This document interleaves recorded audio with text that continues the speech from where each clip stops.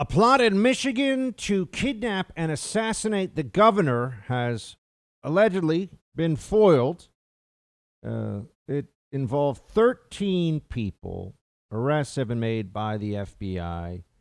And here's what we know about this. You have individuals who were planning to arrest the governor of Michigan, Whitmer, while she was at her vacation home. And we're still finding out more information about this, but they're being hit with terrorism charges, attempted kidnapping charges, and two of the individuals at least have been seen in photographs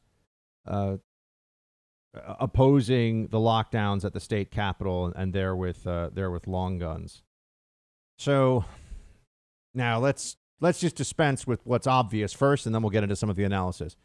The right opposes political violence. The right does not believe in using coercion. And when I say the right, conservatives. I mean, the actual movement, whether it's conservative media, the Republican Party, we reject it, we condemn it. Anywhere we see it, think that it's a disgrace and should be punished to the fullest extent of the law. I never hear that from Democrats about Antifa and BLM riots and everything else. It's always, well, it was mostly peaceful. It was or the assassinations of police officers that occur. They don't condemn the movement around it. They'll say it's just a one-off. So left-wing destruction, violence, terrorism is always some isolated incident, even when it happens every day for 90 days straight, all summer long, right? Left-wing violence is always able to be minimized, blocked off, excused, or at least, let's say, explained away in some way. That's the rule. And then on the right, a bunch of wackos who have anything that they say that sounds like it might be conservative, or if they're going after a Democrat target, that's indicative of the entire Republican Party. It's like the GOP put out a statement saying this is what we want to happen, and then someone did it. That's the way the media treats it. It's wildly dishonest, but that's what we are up against. And Governor Gretchen Whitmer she's wrong with what she's doing. The state Supreme Court in Michigan has already said that.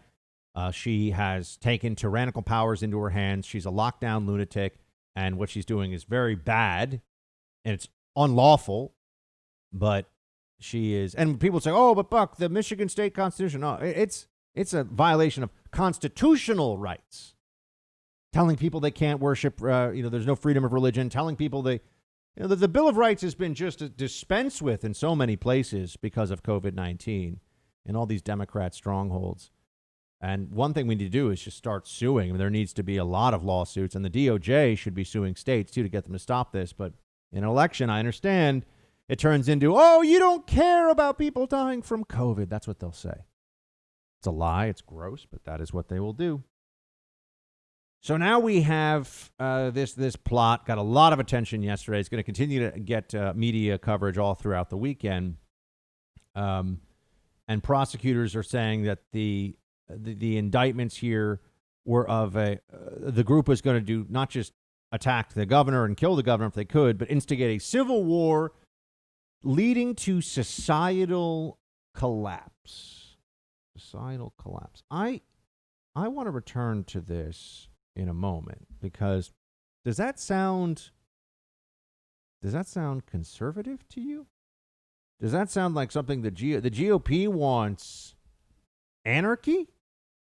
Remember, the only thing we're going on so far is what the media tells us about the ideological ties of this group, but can we trust the media's assessment of it? Just remember, I'm asking that question for right now. And what is the immediate response of Gretchen Whitmer, the governor? You all know who she's going to blame for this, right? Is she going to blame the obviously deranged, violent losers who were plotting to do her harm and everything else? And look, I can understand this is scary, and these guys, we have to look at the details of the plot to see how far along they were and what degree of sophistication it seemed that they had in mind to try to carry out such a plot. But it's scary when lunatics say are conspiring to do you harm. All of us are vulnerable, even people that have security details, even people that have some resources to protect them. So I totally understand that part of it. But do you think Whitmer is blaming the people that are doing this, or did she immediately, I mean, the day this broke in the news, did she take it as an opportunity to start attacking, oh, you guessed it, Donald Trump right away? That was her first move with all of this, was to go after the president. Play 10. Just last week, the President of the United States stood before the American people and refused to condemn white supremacists and hate groups like these two Michigan militia groups. Stand back and stand by, he told them. Stand back and stand by.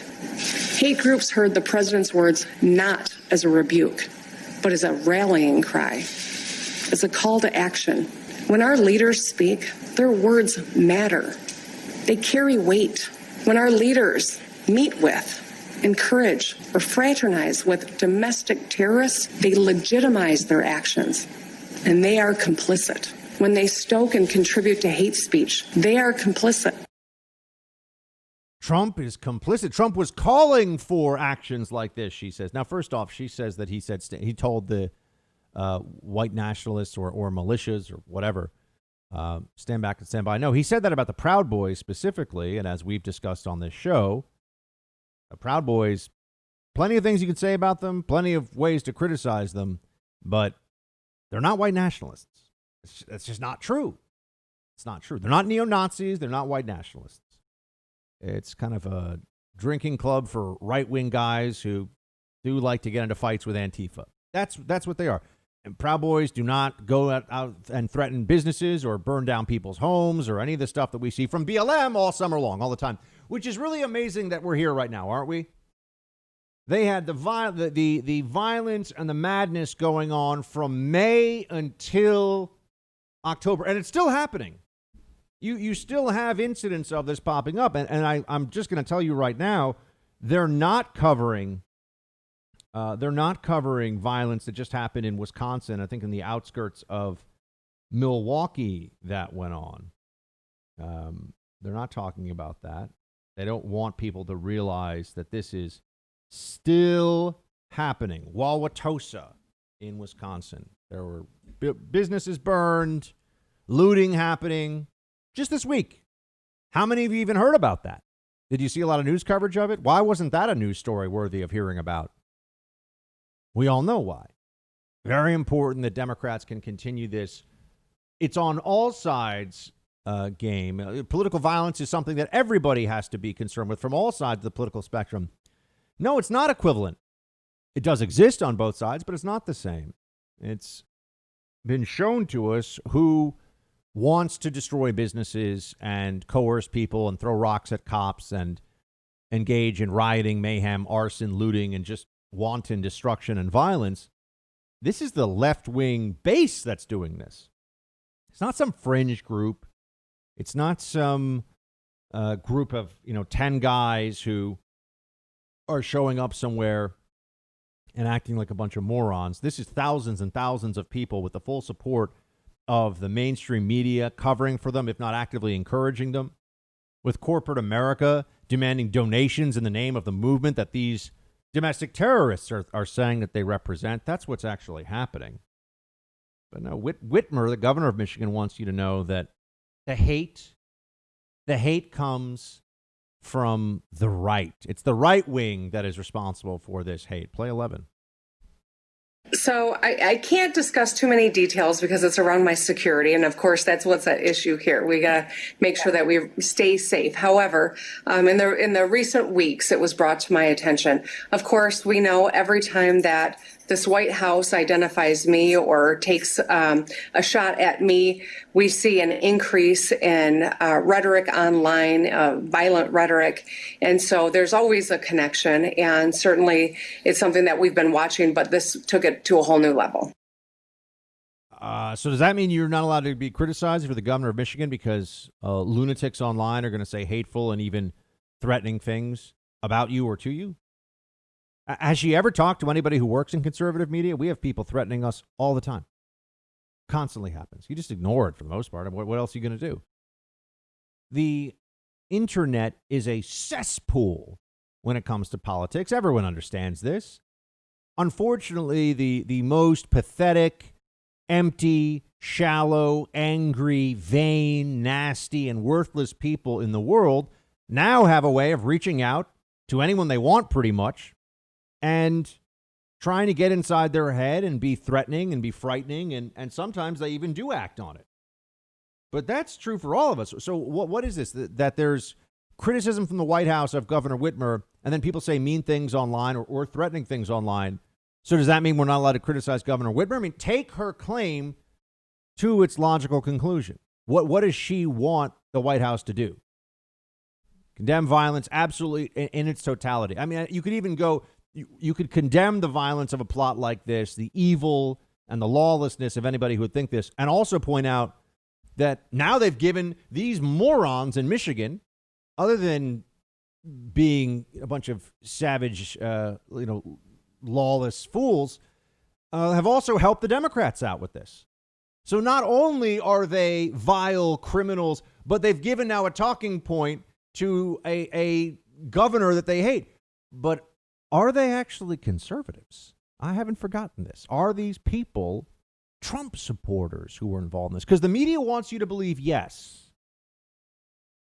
Well, there's a little problem with that. There's video that's been circulating of at least some of these individuals. When you hear their words, I think you may have some questions, at least. I can't tell you we have conclusions, but some questions about what the politics, what the ideology is of these individuals. Remember, there was a guy who tried to kill a whole bunch of conservative members of Congress, actually shot at them. I mean, took action, was engaged in a mass assassination, and he was yelling, "This is for health care." And he was a big Bernie Sanders supporter. Is Bernie Sanders responsible for that? Who's responsible? Is Barack Obama or Loretta Lynch or, who from the Obama administration would be responsible for the assassinations of NYPD officers Ramos and Liu, the 6 Dallas police officers who were killed by a BLM supporter, now the 2 individuals from the sheriff's county, from the LA County Sheriff's Department who were shot in their car. The guy who shot them was a BLM supporter. I'm just wondering who's responsible for all that. Are we only going to tally it sometimes? Only on occasions when it's useful to the left does political rhetoric translate into violence, and therefore you must be silenced or else you're a part of the violence. Isn't that so convenient for them? But what do we really know about these plotters against Governor Whitmer? Let's look into it.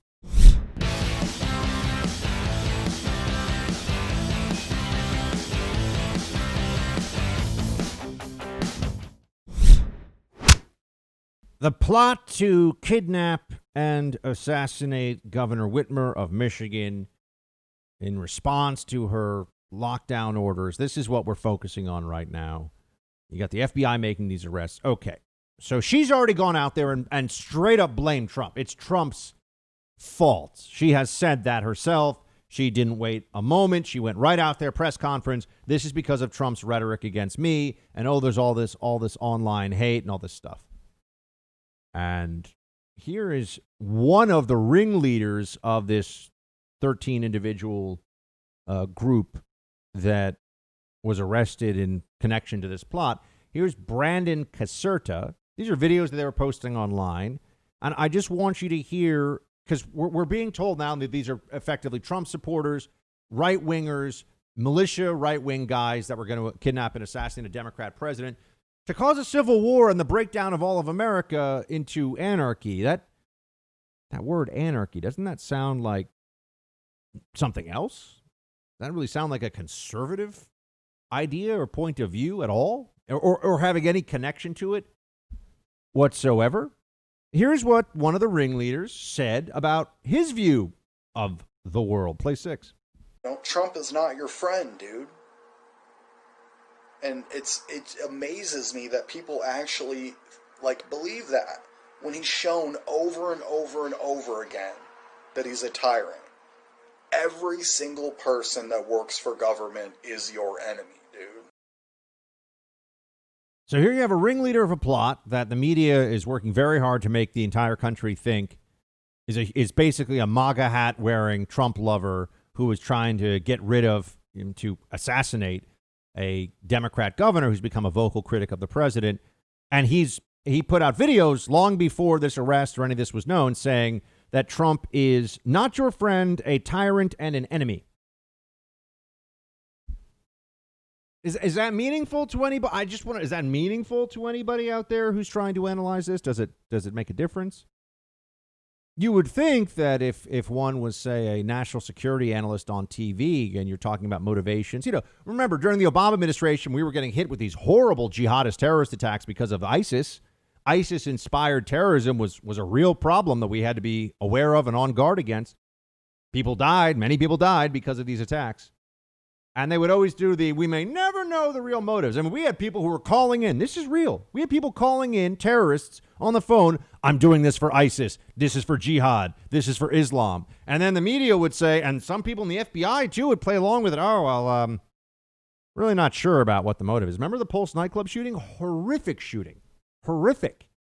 And that guy was calling in saying, yeah, this is for Allah. This is for jihad. I'm doing this on behalf of ISIS, or I swear allegiance to ISIS, or whatever, or Al-Qaeda. I don't even remember now.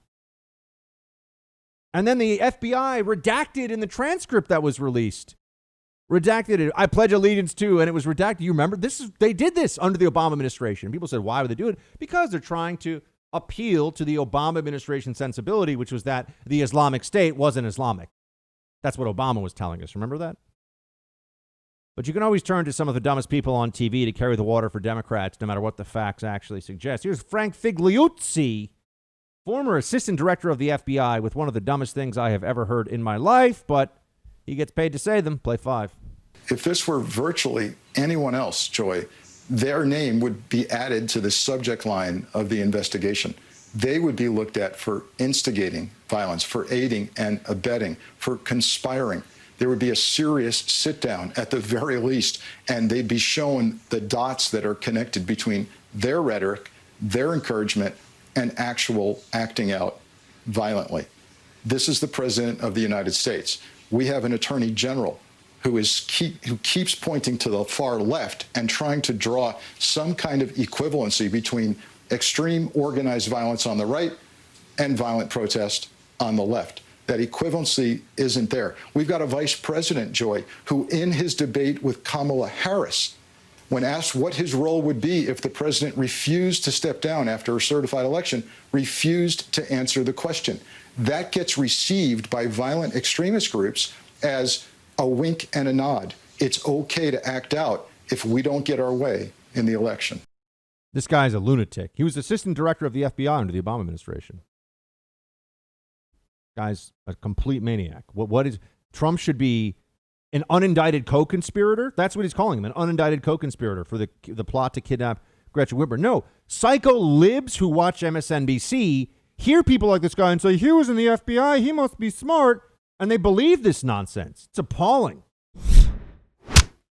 What does the COVID-19 pandemic have to do with you losing your house? Well, the FBI is telling people that cybercrime's up about 75% since the start of the COVID-19 pandemic. And it turns out home title theft is actually a cybercrime. Here's how it works. The bad guys, they find your home's title online, and then they use a quit claim deed to kick you off, put themselves on. Then they take out loans against the equity in your home. You'll find out about this usually when the payments get sent to you in the mail, or perhaps even a foreclosure notice, right? You need to take action today to make sure that your home's title is safe and secure. Create a virtual barrier around your home's title with Home Title Lock. Go to HomeTitleLock.com. Use the promo code RADIO for 30 free days of protection. You can also check online to see if you're a victim of this crime and don't even know it yet. HomeTitleLock.com, promo code RADIO, 30 free days of protection. You want to get this done. You want to act on it right away. Protect your most valuable asset, your home, with Home Title Lock.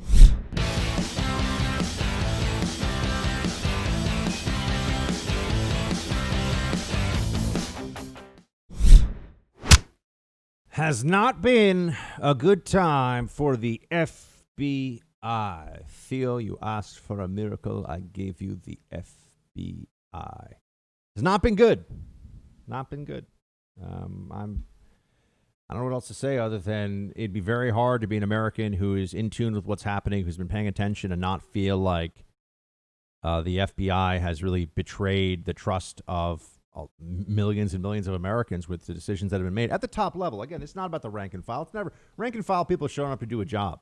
This is about the managers. This is about the executive suite. This is about the Comeys and the McCabe's and the Strucks and the Pages, right? It's not about the FBI agent who's making sure elder fraud doesn't happen in Omaha, or the FBI agent who's making sure that, people in Tampa aren't subject to cartel hitmen or something in their neighborhood. I mean, the FBI does a lot of really good stuff. I'm talking about the top level, the political level. They've got maniacs walking around. I mean, this guy FIGLIUZZI, that was a senior FBI person. Look at what Brennan has said, the former CIA director. He's written a book, of course, now.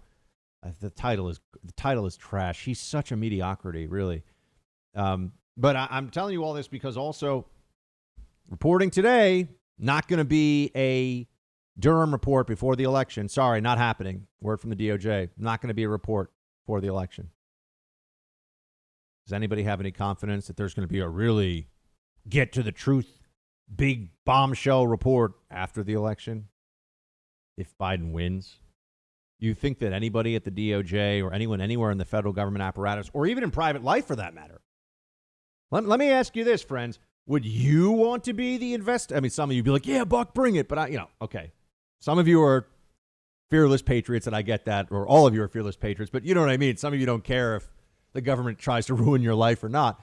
But really think about it. Wouldn't it be a little bit stressful to be the person who, in an incoming Biden administration, you're like, here's my report that says that the Democrats ran Hillary Oppo research through the FBI and the CIA and the media for effectively a soft coup against the Trump administration. Here's the report. It's all true. They lied, cheated, they stole, and it's real. And here you go. Do any of you think that, we, the Republicans, we're always, we'll let something go. We don't want to look back. But do any of you think that they would let that go in the other direction? Do any of you think that that would be something that wouldn't have severe consequences for that individual, right? We know how they play the game. We know how they do things. All of a sudden it'd be, hey, here you might have some tax problems coming your way, courtesy of the newly beefed up enforcement arm of the Biden-Harris IRS. And that's just the beginning of your problems. Oh, yes. Do a little ethical investigation of you for within the DOJ, for abuse of office, whatever. Just they'll ruin people. They will ruin people.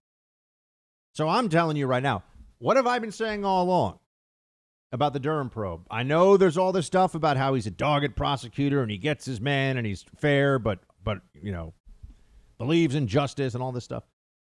Not going to happen. Not going to happen. Other people I know, they wanted more listeners or they wanted more downloads or whatever. Oh, yeah, I need the Durham probe. It's just, look, take out your watch any second now. It's going to happen. We're going to get those answers. And I kept saying to you, don't expect anyone to go to prison and don't expect anything big from this. And you who've been listening to me know this. See, I like to be right. I like to tell you what I believe will be true. And I like that I'm usually correct in that. Other people like to just, whatever gets the maximum excitement for the day. Now, this isn't just me complaining about some of my, fellow media folks, although that sometimes is a little bit of a necessary catharsis. The more important part of this is that I think that it got our hopes up that there was going to be something that would happen from our side that would be the equivalent of an October surprise, although a very legitimate October surprise. That's not going to happen. It's not going to, not with Durham, at least. That's not going to be the reality. And so I'm annoyed because I feel like there was a lot of energy put into this and a lot of time spent thinking about this that isn't going to amount to anything. No, it's going to be a whole bunch of nothing burger for all of us to chew on and spit out. That's what we're going to have here. I know I don't like the term nothing burger very much either, but I wanted to use it there. So the FBI FIGLIUZZI, that guy, that soundbite we played for you before, amazing, isn't it? Trump is an unindicted co-conspirator in the kidnapping and murder plot of the governor of Michigan. This is what Democrats on TV from supposedly revered institutions of law enforcement say about the sitting president of the United States. And then they turn around and complain that, oh my gosh, there was mansplaining from Pence. Why was there so much mansplaining? You guys are saying the president's like a psycho murderer. The actual president. Oh, but there was mansplaining. It's terrible. Anything to just add to the orange man bad case. That is the case for Harris and Biden's election. Orange man bad. That's it. There's nothing else, really. I mean, yeah, if you're a Democrat, if you're a leftist, they're going to enact your policies. But there's nothing compelling about these two. Just Trump is awful, Trump is evil, and that's the end of it. That's the whole thing. Yeah. This show is like a whole lot of mansplaining, I guess, isn't it? Bucksplaining. We used to do buck slaps. We should bring that. Producer Mark, we bring back buck slaps? I'd have to find the soundbite. Okay, but we could also make a cool new one. Remember, it can't just be a little slap like a whoosh. It has to be, hi-ya, like a big slap. Because that's how the buck slap is a big slap. No. Well, when we moved abruptly, I didn't have time to pack up all the stuff. So that's true. When it was like all hands on deck to get the heck out because there was a pandemic that we'd really, people forget this. In the early days of the pandemic, we thought the initial reporting was that there was going to be a 3 to 5% fatality rate, which would have been, and it would have been pandemonium. It would have been like one of these movies you see, what's the Brad Pitt zombie movie where they're all fleeing? Or, there's a bunch. I Am Legend, they have some scenes like this too. But people would have fled the cities. It would have been a total disaster. Fortunately, it was nowhere near as bad as it was in the early days. But anyway, we'll try to bring back a buck slap because that's a fun one to do.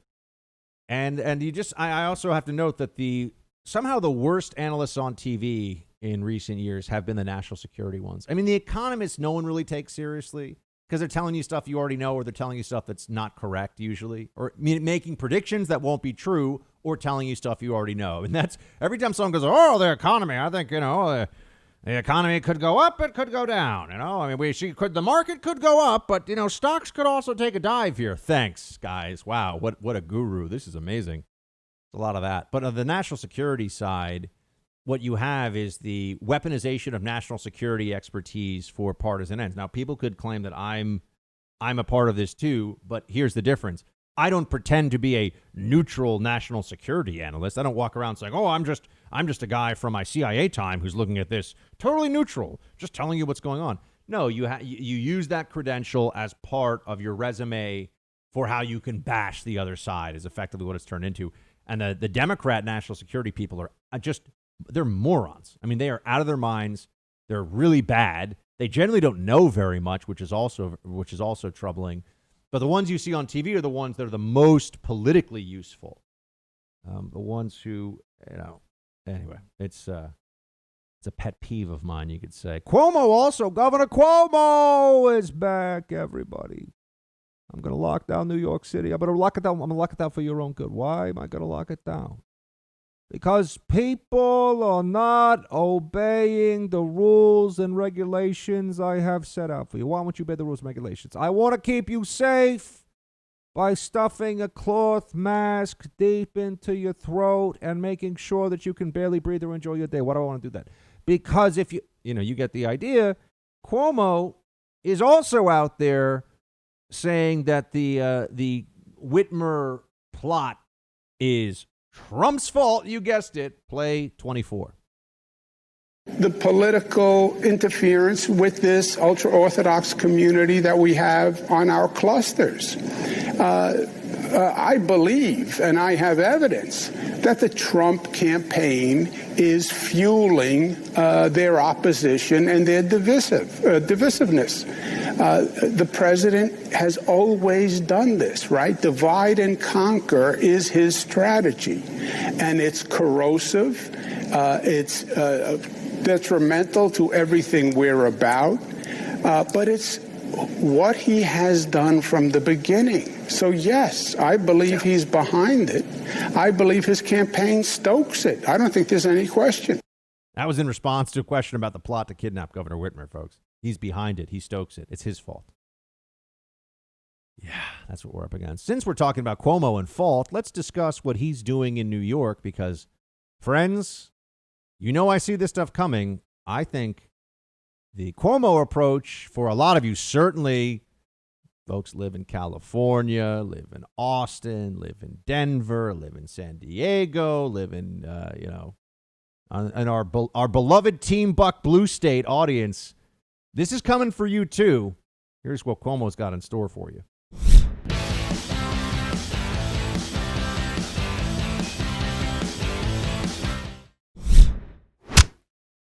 $15,000 fines going into effect in New York City. $15,000 fine for violations of social distancing protocols. Right, not allowed to have these group gatherings anymore. Now, this is really all focused around right now. A few, they're calling them hot spots. They were going to have zip code by zip code, but now it's just areas on a map, and the areas are generally thought to be overlapping with or largely, the correlation is very strong with the Orthodox Jewish community, specifically the Hasidic community of Brooklyn and Queens. And so this has become a big religious issue. In fact, or religious freedom issue. And there were protests earlier in the week where you had Hasidim who had gathered together. Producer Mark, is that the correct plural? I believe so. Hasidim, right? Yeah. You had them gathering together and just basically saying, we're not playing by these rules anymore. We're going to start having religious services again. This is crazy. And sure enough, the NYPD was there, and they didn't make arrests, but they're threatening now to sue them. Cuomo was out there saying, look, these are the rules. You got to listen to the rules. Play 23. The cluster is a predominantly ultra-Orthodox cluster. The Catholic schools are closed because they happen to be in that cluster. But the issue is with that ultra-Orthodox community. This is not a matter of religious freedom, right? I don't care if you're Roman Catholic, you're Jewish, you're Muslim, you're an atheist. You have to follow the rules of the state, the laws of the state. And I understand the beliefs of the ultra-Orthodox. I've been very close to them all my life. I'm a big supporter of theirs, but they have to follow the rules, Jim, because we're seeing the truth. And the truth is, if you don't follow the rules, the infection rate spreads, people get sick, and then you make others sick. We're talking about Brooklyn. We're not talking about a hermetically sealed community in a rural area. This is in the middle of Brooklyn. They will make other people sick. Okay. Here's the issue that I have. I mean, I have many issues with Cuomo, but notice how he says, you have to obey the law. You have to obey the rules of the state. We are in an extended emergency powers declaration for Governor Cuomo. He can do whatever. He can shut down whatever businesses he wants. He can do whatever he wants to do, basically. But there's a problem with that because we also have a constitution. We have a federal government. We have the supremacy of the Constitution and the federally guaranteed rights for every American in every state. They can't have an indefinite shutdown on your right to peaceably assemble, an indefinite shutdown on your right to practice your religion. That is what is going on here. And what are they holding this up against? What is the metric they're using? A zero risk tolerance? We don't have that for so many things in life. Why would we have this all of a sudden? Not all of a sudden, we've had it for many months, but why would we continue to accept this with regard to these COVID lockdowns? COVID lockdowns that have not worked. Europe now has more cases than America per capita. That's right. European countries spiking. I guess Trump didn't tell them that it was necessary to wear a mask in time, or I guess that maybe they're all Trump supporters, and so they have a problem with masking up because it's a patriotic thing to do. Or maybe that we've forgotten this thing spreads just like the common cold. Just like the common cold in the air. Have we ever thought we'd be able to just not ever get colds anymore with, basic sanitary procedures? No one's ever really thought that. But we believe that we can completely shut this down with 100% compliance from people that involves not interacting with other human beings and not being able to breathe air normally. Okay. Sounds like a really bad idea to me. It doesn't sound very sciencey to me, but that's what we're told. $15,000 fine. There's also now data. We've had 2 months. He mentioned schools, and they're shutting down schools in those cluster areas. But a lot of cities never open schools. They're all doing this virtual learning thing. And First of all, that doesn't work. We know that doesn't work. It's a disaster. It's actually the biggest drawback for minority and underprivileged and low-income family children. They're the ones hurt the most by this. They're the ones that statistically are going to have going to suffer the most in terms of their development, falling behind. But we were told that it was because schools were going to be so dangerous for this. Well, some places have had schools open for 2 months, and colleges in some areas of the country have been open for 2 months in person. And you know what? The people who were saying, and I think it's worth stepping back and revisiting this for a second. There in August was a whole panic to keep the schools closed in advance of the election. This was very politically driven in my mind, although there were people who were just freaked out. But this was politically driven because they understood if schools are closed, it drags down the economy. It also makes people perceive the country as in a bad place and sick. Now we have the numbers. And without question, schools are safe to be open. Colleges are safe to be open. Anybody who's in a high-risk category should be allowed to stay. Adults, not children. Children are fine. It is safe. It's not perfectly safe, but school's never been perfectly safe. Children die from the flu every year. More children this year in America have died from the flu than from COVID. That's a fact. So why are the schools closed? Nobody even thinks to ask anymore.